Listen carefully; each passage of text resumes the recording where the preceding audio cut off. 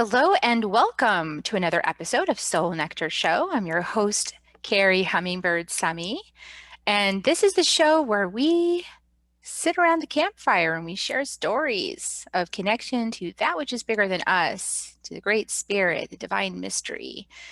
And we go beyond the veil and share some stories of mystical moments or realizations or embodiment or things that really give this whole human experience another level of insight, realization, unfolding. And so I'm excited. I always love coming on these shows because I'm always uplifted myself and something new happens, which is so exciting. And so today is no different than that because I have my friend Dolores Andrew on the show. Welcome, Dolores. Thank you. Delighted to be here. So Dolores is an author, podcaster, an empowerment and assertive coach, and I've been on her podcast, so I'll put a link to that in the show notes. I support people this is what Dolores says. I support people to regain their confidence. We can all get lost in life, being pushed and pulled by our commitments and daily routines. We lose track of our own dreams and end up wearing whatever mask we feel we need at any given time. Guys, maybe you've experienced this out there. This can be so habitual that we lose our identity. Our thoughts can be scattered and our actions out of alignment with who we truly are. But we can learn to remember who it is we are without the masks and limiting beliefs. We can change our story and stand in our personal power, taking back the driver's seat of our life in an authentic and joyful way. And this is the work that Dolores does, and among so many different things. But she's also a children's author and an emotional intelligence advocate at the Mythic Fairy. And she's an empowerment and assertive coach at Celtic Soul Essence, because of course she's from Ireland. And we're going to talk about some cool stuff today, including red tent work. So Dolores, Good morning. Good morning. How'd you get started doing this work? Wherever you want to pick up the trail of your own story, tell us something about what made you so passionate to start doing this kind of work that you're doing. Yeah, sure. And it really did start for me after an almost 20-year legal career where I worked in law for nearly 20 years. And whilst it wasn't self-chosen, a pattern for me that weaved through my life was an inability to speak up and ask for what I wanted. And also nearly a knowing that I could, which sounds a bit weird, but I think I was a very a good child, too good, in a lot of ways, and that doesn't really do, very sheltered, and that doesn't do you much favor when you go out into the big bad world, because it's like when you don't know you have a voice. And I skipped along through my youth quite happily, literally skipping, and not realizing that I had this challenge of not being able to speak up. And that actually really, as I say, panned out through my legal world. And then the recession of 2009, I was pregnant with my second child. So I had no job. So, it was the catalyst for change, thank goodness, because I needed something, as the universe does, to stop me basically in my tracks. And nothing will do that more than a recession, obviously, where I had no job, because I worked in conveyancing at the time and there was no building being done in Ireland because of the recession. So, the kind of person I am, though, is someone that, whilst I embraced motherhood, I needed something else. I needed an outlet. I just have this calling to be of service. Now, that might sound a bit, I don't know how it sounds, but I'm an Aquarian, and I've come to embrace that as well, that I need to be doing something that's either of service to me and others, or both. It's just a need, a want, an itch inside just to do more. So really, I started all this stuff that I do after this time. And it was also, I suppose, the first time since I was about 15, and I'm talking about I was over 40 when I had my second child. I'd always worked, and I'd always been involved in organisations like Junior Chamber International. I was president of that local organisation here in Galway before I got married, and always busy doing stuff and being at home as a mother then. And just a mother, which I shouldn't say because it's a terrible thing to say, but there was just in me a want, as I say, to do something alongside what I was doing. And how it panned out then was that I could see my first child was 5 at the time, so he was going to school, and I used to go early and watch the dynamics in the playground, and it used to break my heart. You'd see the pecking order in the playground, you know, the quiet ones and maybe in their own, and you might see 1 or 2 children on their own, and then you'd have the, you know, the ones that are the bosses, they're self-proclaimed bosses, of course, the cool kids. And not that the quiet kids actually sometimes are the most happiest ones, because they're not trying to shine. They're not trying to prove anything to anyone. They're just being themselves authentically, and they just don't realize that they just are who they are. But it was just interesting to watch. And then my oldest lad had a little issue as well at school with bullying and that. And I started to be so interested in our emotional realm. And at that stage too, I suppose I didn't have a job again, and didn't have a voice. I'd been bullied about 3 years previously and had a miscarriage during that time. So, you know, there again, all these things, all these stories, we all have them, and they come in different guises or lessons to help us to crack open what it is that we are to do here in this world, I do believe myself. So yeah, I started doing what I love doing most, is writing, journaling, whatever. It wasn't, I didn't call it that fancy word at the time. I just needed an outlet, and I started a blog, and it was called Holistic Mummy, which I threw out there. Nobody ever read for the first year or two anyway. I put it out on Twitter, not knowing what I was doing. But you know what? It was a very healing, and it was a great start. And then I started doing all then I started with Reiki and shamanic studying, and all these things have led me to where I am now. So it's a huge interest in our emotions is my biggest love. Oh, that's beautiful. I'm sure a lot of people can relate to that who are listening to the podcast. You know, I know that my own journey definitely involved being the good child, you know, for the first part of my life, and then not really knowing how to speak up for myself in uncomfortable situations where I could sense and feel that the energy was oppositional to what I was going to want to say. And then, you know, to lean into that discomfort and have the courage to say it anyway is a journey, you know, for any human being, but certainly it's a paradigm I think a lot of women experience. So, so what are some things that you've realized about speaking your truth? You know, what are some things you realize about ways to make it easier for yourself to do that? I had to really go deep in my own journey, because there's no two ways about it. You know, it is internal work. The work has to be done from the inside. And, you know, whilst we can say affirmations till we're blue in the face, unless we do the work that's internal, it can take a much longer time if we just use affirmations. Because at times, even when we do, now I've been on this journey myself, you know, we might say something, but we don't even believe it ourselves. And I know that there is this term, you know, fake it till you make it, but really the work is the internal work. And sometimes we block ourselves, and I was blocking myself, and I still do at times. But at least I have the tools now to help me when I find I'm doing it.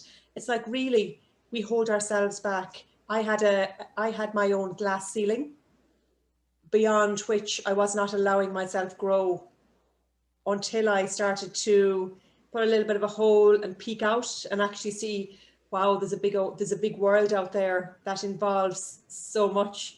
And I tentatively put a little toe out and started to do, you know, maybe a workshop locally, as opposed to going online now that I am. And I don't have a problem speaking online now. It's hard to stop me sometimes talking, but it's like, it was a journey. And definitely I think chakras as well. I mean, I work extensively with chakras, and I was on a clubhouse. I have a weekly clubhouse, and like, I just think they're a great way, a template, so that even myself, when I do go back into an old story, or I get triggered by another layer, you know, we think we have our healing done, and then some other crisis comes up, but then we realize, you know, I can use this as a template to know where again I'm falling down, whether it's a case I'm not trusting myself to do something, whether it's if I get butterflies in my stomach, it's like, well, that's an easy one. It's my third chakra, my stomach.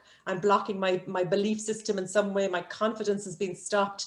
And then looking at the excuses that I'm giving and turning them over to see what limiting beliefs they're exposing. So I suppose when you have the tools, it doesn't mean life is always easier, but at least you have ways to understand the flow of life, because I very much believe life is about flowing. You know, I wonder, because I've been to Ireland, and I love it there. It's so beautiful, and especially like the West Coast there. It's so gorgeous, and people are so friendly and nice. And I wonder how much of the pattern of not speaking up or leaning into difficult situations has to do with the theme of being Irish. Like it just seems like maybe I'm overgeneralizing, but it feels like there's like a culture of being nice. Like there's like a culture of being pleasant, you know, or at least trying to be pleasant. I mean, that can hold a person back, you know, from speaking what's actually true if you don't know how to say it. What do you feel about what I just said? That's very interesting, actually. I raised my eyes to heaven there for those that can't see it on the audio. Yeah, you know, that's very interesting. Wow, that's a very interesting concept. I think definitely that we, you know, and I don't think it's as much now. And, you know, but I think definitely the culture affects us, our inherited beliefs, and a lot of our beliefs and our values, more so than beliefs. Our values can be very cultural like that, you know, be the good girl. I definitely had a mother who didn't want me or my siblings to do anything in case the neighbours would say anything, you know. And I mean, at the end of the day now, I don't care what the neighbours say anymore, you know. We wouldn't want to, because when we live that way, we're giving our power to the neighbour Right. who has their own crap going on. And why would I want to judge myself by somebody else anyway? So yes, I think culturally we could have been definitely a collective like that. But I think nowadays the children, I mean, even my own kids, 12 and 17, they're so different now. They're not being brought into a culture. You know, we've gone through the different ages, where I think my age, I'm over 50 now, I'm 54 in February this year, that, you know, our children are born into a different time. You know, they're born with so much more access to information, which is a good thing in a lot of ways. If only maybe I could have listened to a podcast when I was naive 18-year-old, maybe my eyes would have been opened in a totally different way, and I would have woken up a lot faster. So I do think you're right, though, that you know, our culture can be like that. I think where I am in the West Coast, there is that. Everyone says that there's the friendliness there. I think that's, you know, I embrace that part of my culture. I have now realized it's okay. I could still be a nice person and step into my power, as long as I do it assertively. And I think that's the big thing. What does assertively mean to you? You know, it's like, and my biggest thing when I was bullied, let's say, was I just couldn't open my mouth to speak. And even when I did speak to tell the boss, it's like as if he didn't hear me. But I wouldn't let that happen now. I would say, I would bring my case in a very loving way, I guess. Or when I say loving, I mean in a very direct but nice way. Assertiveness is about saying yes when yes is what's good for us. It's about saying no when when no is the better choice. I nearly got it wrong myself there. It's the ability to just speak your mind in a nice way. The way we deal with our power, we're either assertive, we're passive aggressive, or we're aggressive. And if we're passive aggressive, we're just like, yeah, okay. And then we're cursing ourselves for, you know, why did I do that again? Why does everybody walk all over me? Well, you know what? I had to realize myself, if you don't want to be walked over, get up off the ground. You know, you've got to get up and you've got to stand up in your warrior pose. You've got to stand up for what you believe in, and, you know, stand up for your values. But first you got to find what those values are. And that's, I think, the journey to assertiveness is knowing your value system, knowing your why you're doing what you're doing, and just sticking to your story in a nice way. And sometimes, as the penguins of Madagascar say, just smile and wave, because you can just be nice to people, but you don't have to, you know, you don't have to take in what they're saying or take on what they're saying. Yeah, you don't have to take it personally, which is some of my training from Yes, that's right. the four agreements. So, so tell us a little bit about the red tent work that you do. How does that factor into all of the empowerment work that you do? Yeah, my red tent work, I love it so much. So, you know, I have a strong passion, I suppose. Passion is my word for 2021. You know, a passion to follow my path more. So one thing that has opened up to me is dipping into the energies that we have around us, and that is as above, so below. And I've really got very interested in astrology from the point of view of the cycles of the moon, and understanding that as women we're cyclical beings, and giving ourselves a break where at certain times of the month we're more inwardly focused, whilst full moon we're more outwardly focused, and because everything is being illuminated. But at new moon or dark moon, it's when women are usually cycling, not always, but it's that time when we're whether we are or not, we are internally focused. We can be moodier at the time of the month. You know, we're introspective. We can't help it. We've a lot of our resources are being depleted from us at this time of the month, and it's tuning in and it's listening to our innate body wisdom that we are not trained to do. We're not trained to do that. And I think if I had and it's that lack too of, so let's go back to the cultural thing. Like, I didn't grow up where I had a circle of women around me to ask questions, like for me to even understand what value was. I mean, I didn't even know I had a value system. You know, it was never spoken about at school or anything. You know, it just wasn't. I mean, maybe some people had cool parents that discussed all these things, but I don't think it was back those days, back in the ancient times. Yeah, right. But like, it's this, and then it's the lack of initiation, like in the old days where women were initiated at certain times, and boys as well, into, I'm not leaving men out either, but like, let's say a woman who, like a young girl these days, like, it's Instagram. Like, where are they getting their values from? And I'm not talking everybody now, because that wouldn't be fair on everyone that isn't, but like a lot of young girls get their what they look outside to see, well, what would get me what I want, oh, maybe if I wear this top and pout my lips, and that's going to get me the attention, and that's going to validate me in some way. But when we're, if we grew up with a circle around us where conversations were had, like, about valuing ourselves, we would just know that we don't get our value from the outside, we get our value from inside. And we'd have conversations. Circles are wonderful because, if someone says something, someone might be vulnerable enough to put up their hand and say something, you can be sure that there are 4 other women in there at least that go, oh my gosh, I feel that too. And it's not, maybe they were too embarrassed to put their hand up, or maybe they just didn't even know. But it's when you collectively gather, and the energy is all about, it's about sharing, and it's not about judging each other, and it's about learning. And especially circles that have mothers and daughters, which is something I am really, really passionate about doing, because you are allowing a daughter to be there, but not just to listen to her mother, to listen to other women, because we all know that children love us dearly, but they often will, listen to somebody else over us. Or maybe that's just my children. Yeah. I'm curious, do the daughters get a chance to speak at these events as well? Yeah, I'm opening it up more too, definitely. And, unfortunately with the pandemic and that, things have got a bit askew, but yes, the way you talk in a proper red tent circle is, which is wonderful, is you're given a chance to hold up a stick or whatever it is. It's your time to talk. Nobody's going to interrupt you. And how wonderful is that? Because a lot of us have the wound of not being seen and not being heard and not being given the chance, and even not even thinking we can. So they do have the opportunity, and they're asked, would you like to speak, or would you like to contribute?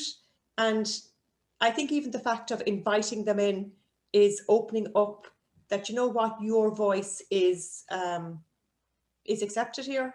You're more than welcome to contribute. And I think that's lovely. It's a great warmth and a great knowing that their voice can be heard. And I think definitely, I'm not on my own, as in women who have gone through the journey of trying to find their voice. I think, and throat chakra for women can be one that, and like, I would discuss chakras at red tent circles as well. Like, what is a chakra? If you have sore throats a lot, or if you can't speak up, it's your throat chakra, and explaining that, oh, if you look at this, and you can go back and see the story, and just giving everyone a chance. So yes, a long-winded answer again, absolutely, a daughter is given the chance to speak. Yeah, that's beautiful. And in these circles, is there like a return to ritual? Is there like ceremony and ritual? Absolutely. As a shamanic practitioner, I am very big into ritual. Um, so the way I like to do them really is, and I also like to introduce the cyclical, the cycle we're in, should I say, of the moon. So let's say we're in Leo. If the moon is, if the full new moon is in Leo, it's going to have a different type of energy than if the new moon is in Scorpio. Let's say it'll have a different theme. If it's in Aries, it's kind of like new beginnings. So because whether we realize it or not, that's the energy that's there for us. So I dip into that definitely in the beginning, because I just want kind of people to realize that, you know, and there again, it's this push pull. If it's not a time, because new moon isn't always the time to start something new. It's the time to plant the seeds that will cultivate and shine at full moon. So it's sowing the seeds, let's say, for something new for Aries. In another sign, it might be more looking at something else. It might be a more masculine kind of orientated. Come on, we need action. So it's like, okay, let's look at where I need to take action to get this project a little bit further on, or whatever. So I definitely start with that, with the astrology of what it is, but always doing, my fingers are tingling talking about it, always looking at at what questions we have, what themes, and then dropping deep into ceremony, and, you know, doing a drum journey for people to answer a question that comes up for them, and then a deep kind of a stillness to kind of reflect on what comes up. That's beautiful. I love Drum Journey. I think Drum Journey is such a powerful tool. You know, the ancient and the indigenous people really understand how to get us out of our thinking brains, and that drum really does it. It's so powerful to have your own drum too. For everybody out there, you want to have a drum. It's a good thing. Yeah, I totally agree. It's just the rhythm, isn't it? And it's all about that rhythmic and this, you know, the kind of the trance state where we can stop. I mean, the young people sometimes dance to get into this trance state, which is brilliant because it's a vibration, isn't it? The drum beat is a vibration. Everything is a vibration. So yeah. Oh, so great. So your circle, so the red tent is kind of like also encouraging movement and expression.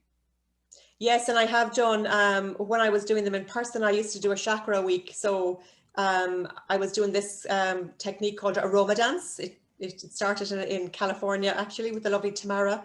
And Aroma Dance is about tuning into your chakras and using essential oils to help. Because there again, you know, why would we use an essential oil? It's a vibration. So it's this tuning in of either maybe the first, we might concentrate on the root chakra one week. So we'd have the woody oils, and we'd be, you know, just imagining ourselves standing like trees, swaying to the music and the oils, and just like it's embodying the first chakra. And what is it to embody is just to be it and to live it, and to release anything that's not then, you know, got to do with the first chakra, which is things like belonging. And we can just release, you know, it's wonderful. Yes, it's all about movement and flow. Oh, that's beautiful. Sounds awesome. So, how did you learn about the red tent work? I trained with a lady online. She's known as the Moon Woman. She's Australian. Her name is Tanishka. So I got drawn to it. It's like, how did I start? Like, how did I end up doing my shamanic work? I just think when you're on this journey, you just find what you need. And I remember I think I was in Prague or somewhere anyway in Eastern Europe on a holiday when I saw her course came up, and it was too expensive for me at the time. But I found a way to do the monthly payments, because something in me went, I have to do that, you know, and I found a way. So I didn't go looking for it. It found me. I reckon we found each other. So talk a little bit about, because I know that in our private conversations, you've shared that as you've stepped into your path, you've gotten some resistance from people in your circle or people in the community. They're like, what are you doing with this shamanic practitioner stuff and this red tent thing? And because it's new, right? It's maybe a new idea for a lot of people. So how do you handle, what's your journey been like dealing with that? My journey was that I hid, and I'm really only coming out. I mean, I'm coming out of the closet, so to speak, about it, because when I was even doing my circles, I was doing them about an hour and a half away from where I live. Now, it was a beautiful space as well. My friend is a fire pit. I mean, it's just ideal. They were just phenomenal. I always wanted to take her house and bring it home. But just, yeah, there again, I wasn't allowing myself be seen for what I was doing, because, you know, I do believe that it was partly my journey as well to not really care, I suppose, to step into it either or. But I have, yeah, I have hit resistance. You see that my throat chakra is even stopping me talking now. Yeah, this is what a But lot of people go through on this spiritual awakening path. You know, it's like you start finding the thing that really works for you. You start finding, you know, wow, this is amazing, and you get some personal growth with it.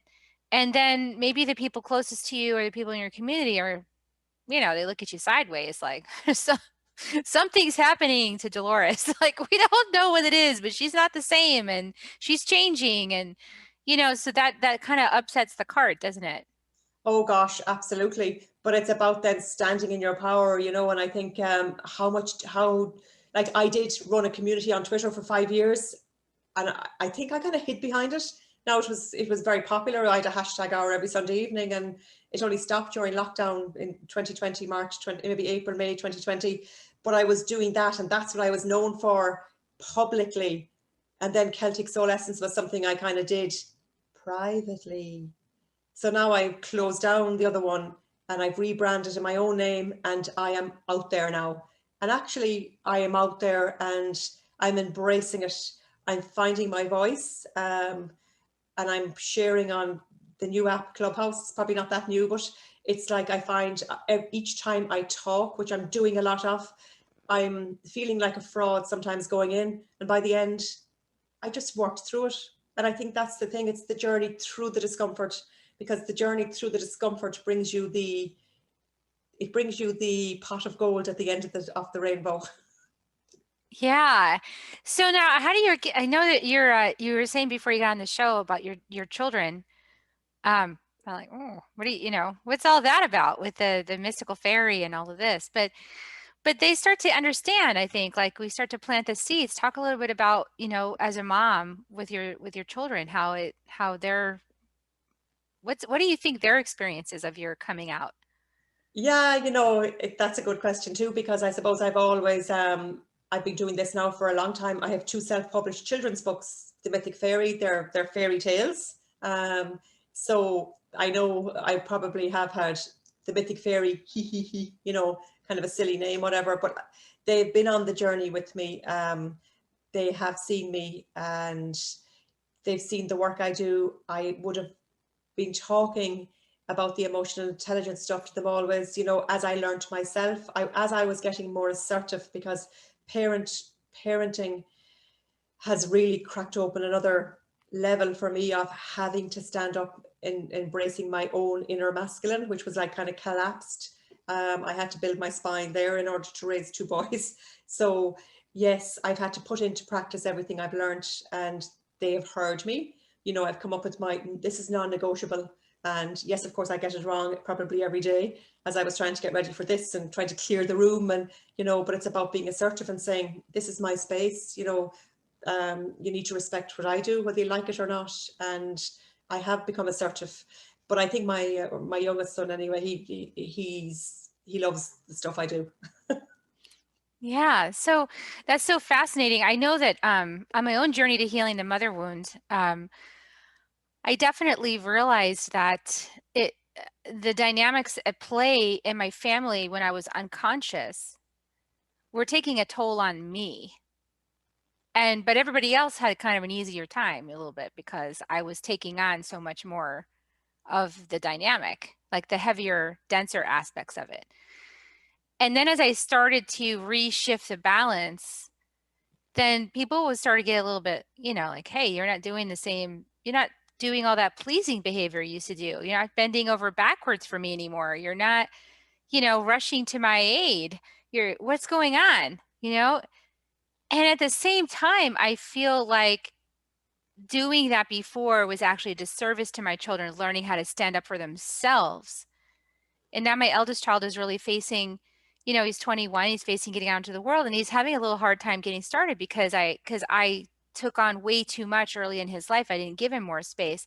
So I think it's so important for women to step in to their power and to realize these dynamics and to not feel guilty about it. Like it's actually beneficial for the children to have to, you know, to fend for themselves a little bit and do it themselves without being rescued all the time. Absolutely, absolutely. But and that's one thing about the red tent is that, especially the mothers and daughters, you're empowering your child, and you're not wrapping them up in cotton wool. You're not trying to lock them away to keep them safe. You're actually keeping them safe by allowing them into a circle. And most definitely, I mean, there is this thing though of being the good mother and wanting to do everything for them. But then again, I think we spoke about too, we all come in to learn our lesson, and we, possibly we picked mom because she was going to be this way. And then we learned as well in our journey that, your son is probably, now that he's finding his journey, going to turn out to have a wonderful experience because you've given him so much. I mean, that's in comparison to somebody that may have to wait until their later years to get the pampering that he got. So I know we can't be too hard on ourselves either, because we only do things from the goodness of our heart, and you know what, they'll get there. Yeah, we can only, my dad used to always say, you do the best you can with the tools you have at the time, and that's what you do, and that's what you had. And you know, as a mom going through a spiritual awakening, it's a pretty tough thing to be a mom and be awakening at the same time. You feel me, sister? Oh, I sure do. It's And it's hard. not hard enough. Yeah, because I mean, talk about dark night of the soul, and then like trying to hold down the fort at home and make sure that, you know, you're not scaring the kids with your dark night of the soul. And you know, it's like everything's going to stand in equilibrium somehow through your awakening process. Like that's just kind of a miracle in itself. I think there's a book there, Kerry. The Spiritual book, awakening as you're yes. rearing children. Yeah, another 101. manual, a manual for this time, as well as the manual that has to be written for the mothers that have a new child. Yeah, totally. So let's see, what would you tell a young woman now? What would be the message that you would tell a girl who's about to turn into her first moon? Oh, I just think the word value to me is just however way I could try to help her to value herself for who she is. And I know that it can be difficult, but whether it's just the dropping, which I do a lot, keep my voice down, dropping little hints, that you hope that they learn from. But also, I suppose, then it's going back to that, do I value myself as a mother? Because monkey see, monkey do. I think kids definitely will copy us. I mean, sometimes I hear my kids and they say things and I go, oh, that's definitely me. And it's awful, even the tone. But I know it's something that I have said in the past and in the same tone probably. But when you hear it going back to you, so I think like for the fact that I value myself in my work now, that I have started to become assertive, that I'm valuing myself, I think that will automatically teach a child to value themselves. And I talk about it. I'm big into discussions, whether they're all like, oh, here she goes again. I don't care. I still do the talking, and I always will. Yeah, standing in your power and also being a safe space for them to express themselves, right? Because as you're demonstrating speaking your truth, then that also extends to our kids, right? There's no more like because I said so. You know, like that paradigm is kind of like questionable now, isn't it? A little bit? Yeah, it slips out the odd time, I have to say. Yeah, you know, every so often you just get to the end of the rope and you're like, just Oh because, yes, just just because. because, let's And just it's move on. But just because you don't want to be homeschooled. You know what? I don't want to be homeschooling either. Yeah, some days are hard. and sometimes we have to do it anyway. That's right. There's so much pressure on moms right now, homeschooling. What are some things you'd recommend for them? I have to say, I wasn't structured when it started first last March, in March 2020. None of us were ready for it. Schools got closed and you're like, okay. The schools weren't ready for it. There was no well, we didn't get an awful lot of support in a lot of ways because there wasn't the structure there. But now, this time, I have become more structured, and I just say, and I respect my time more. And I've had to put my witch's hat on sometimes and say, I'm using this room now because there's somebody in a room now with a computer all the time, because we all need a room each nearly, because we're all on laptops learning or whatever. So it's different, but you need to stand firm in your need for the day. Like this morning when I woke up, I had a lot of crazy dreams last night with the energies at the moment, and I felt wrecked. So I made an intention for what I wanted for the day. I had a few things on, and I needed to make an intention that I needed space, and to be very strict around that. So I think it is there again, not to be, oh, it's okay, and not to be, oh God, I know, and listening to everybody's. It's like, I will listen to you when I finish the call. I just need to prep myself. I need to get a bit of headspace. I need to light a candle. If that's what I needed today, I had to communicate it and make sure that I communicated in a nice way, and to claim my space, because claiming our space is something we do in a circle too. We need to claim our space in the world, or we get overlooked. Ah, so beautiful. Thank you for that. What a beautiful gem. I think we'll end it there. So how do people get started with you to find out more about what you're doing? On my website, www.doloresandrew.com. I've even put my mythic fairy there. So my children's empowerment program, everything is in the one stop now. All the ways, my podcast links are there and everything. And that's me now, rebranded and ready to go. And out there in the world, that's beautiful. So many gorgeous insights into the process of coming out in your purpose and as a woman and as a mother. And so thank you so much for your generous sharing. And I really appreciate you being on the show. Thank you so much for having me. Delighted to have met you. And it's great because I think we share a lot of similar passions and values, coming from the same value systems for sure. Absolutely. Probably some ancestors way back there too, way, but way, way, way back. So Yep. I was telling Dolores by the time I went to Ireland and I walked into the pub and nobody looked at me twice until I opened my mouth and they were like, who are you? Where are you from? And I lied and I said I was from Canada because I didn't want them to know I was that I was horrified. from the US. I was horrified when you told me that. Yeah, it's an embarrassment anyway, sometimes because No, a lot of Americans get a little entitled and they, when I'm abroad and I see how, Europeans act and I try to blend in, I try to, be sensitive to the culture around me. And and then I notice Americans are just so brash and they're just completely unaware that they just stepped all over some decorum that's happening in this society. They just like trashed it, without even being aware. And so I like to be a little more sensitive and a little more cognizant of what's going on around me. Not to say that I'm going to diminish myself, but I'm going to be respectful of what's going on around me. And so Canadians, I notice, are a little more aware of that. I just think that's so funny. I Which is never we would have have a thought about very it. entitled culture. So anyway, so Well, you're that's just always welcome. Everybody from America is welcome to Ireland, and definitely to Galway anyway, because I know Ireland in general, but we are very, very welcoming in the west coast of Ireland. yes, well, Ireland is beautiful and so lovely, and people are very friendly, as you can tell. So definitely take a visit to Ireland, go see Dolores. So if you guys liked this broadcast, I'm going to ask you again to leave us a 5-star review on iTunes or YouTube or wherever you found it, because that helps us to go up in the ranks and more people will find the show. And you could share it out too, and that would help more people find the show too if you found some value here. So we appreciate you doing that. It helps us circulate this wisdom even more.